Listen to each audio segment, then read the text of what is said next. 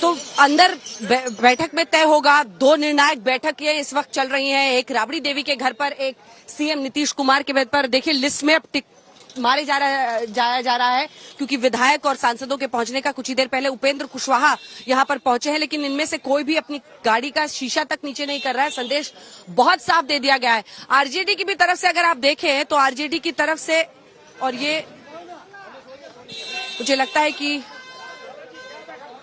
नहीं, कोई बातचीत करने को तैयार नहीं होगा। मीडिया लगातार कोशिश कर रही है उनसे बातचीत करने की, लेकिन कोई भी उसके लिए हामी नहीं भर रहा है। पूरी लिस्ट मौजूद है। आशुतोष, जल्दी से एक अपडेट वहां से, क्या हो रहा है राबड़ी देवी के घर पर इस वक्त? क्या बैठक कुछ देर में शुरू होगी?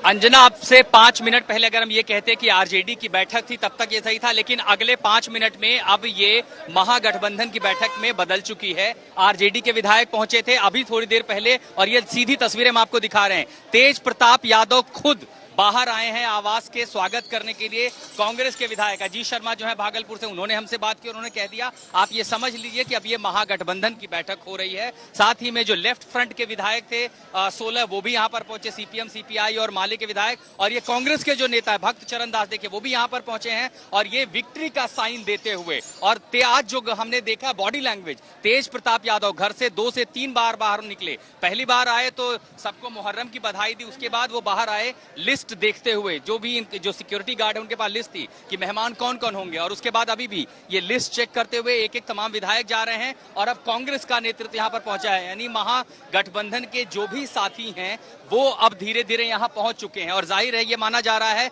कि 3 बजे दरअसल हो सकता है कि एक औपचारिक प्रेस कॉन्फ्रेंस करके ये ऐलान किया जाए कि आखिर आगे बिहार का जो राजनीतिक घटनाक्रम है वो कहाँ जाएगा। तेज प्रताप यादव सभी कांग्रेस के नेताओं का स्वागत करते हुए खुद ही दरवाजे तक यहाँ पहुंचे हैं, लिस्ट भी देखते हुए कि कौन आया कौन नहीं आया। हालांकि जितने भी विधायक आरजेडी के पहुंचे थे सबके दस्तखत भी लिए गए, जिसे आगे समर्थन पत्र के रूप में भी इस्तेमाल किया जा सकता है अगर घटनाक्रम उस ओर इशारा करते हैं और उस ओर आगे बढ़ते हैं। और अब जो कांग्रेस के नेता हैं अजीत शर्मा, देखिए वो अंदर प्रवेश करते हुए, भक्त चरण दास अंदर प्रवेश करते हुए, यानी पूरा गठबंधन यहाँ मौजूद है। तो जो कल तक अब से कुछ देर पहले एक इशारा था, ये अब उसकी ओर शायद एक औपचारिक तस्वीर दिखाई पड़ सकती है कि पटना में जो बिहार की राजनीतिक समीकरण है वो आखिर अब ऐसे कैसे बदलते। अब से थोड़ी देर पहले ठीक इसी रास्ते से नीतीश कुमार भी निकले थे, वो यहाँ पर गए।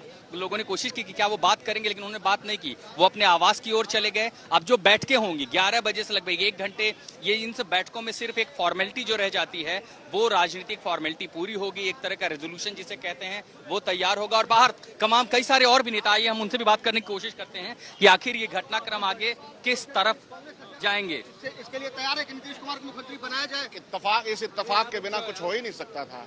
जाहिर है जो हमारा शीर्ष नेतृत्व है उसके इंस्ट्रक्शन में की तैयारी कर रही है कांग्रेस। 2024 में भारतीय जनता पार्टी की हार की शुरुआत बिहार से हो चुकी है, और ये जो सामूहिक प्रयास है इस गठबंधन का, ये आगे बढ़कर के दूसरे राज्यों में भी अपने गुल खिलाएगा, और इसी परिपाटी में लोग चलेंगे। 24 से पहले नीतीश कुमार के लिए क्या होने वाला है? सुबह 11 बजे आप देख लेंगे, इंतजार कीजिए।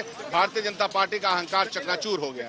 संकेत मिले इसके बाद सारे विधायक राजभवन की ओर परेड करने जाएंगे, ये अभी फैसला होगा। क्या आप लोग यहाँ से नीतीश कुमार के घर जाएंगे? ये सारा फैसला यहाँ बैठ के हम लोग करें, अब तो जाने तो दीजिए। नीतीश कुमार के लिए आगे भूमिका यूपीए में चेयरमैन के तौर पर भी देखा जा रहा है। देखिए, भारतीय जनता पार्टी से लड़ने की जो लड़ाई है वो सामूहिक है, और उस सामूहिक लड़ाई में तेजस्वी जी का और नीतीश कुमार जी का सामूहिक रोल है। शकील भाई, जो कड़वाहट थी नीतीश कुमार कांग्रेस आरजेडी के बीच में, वो कड़वाहट अचानक कैसे खत्म हो गई?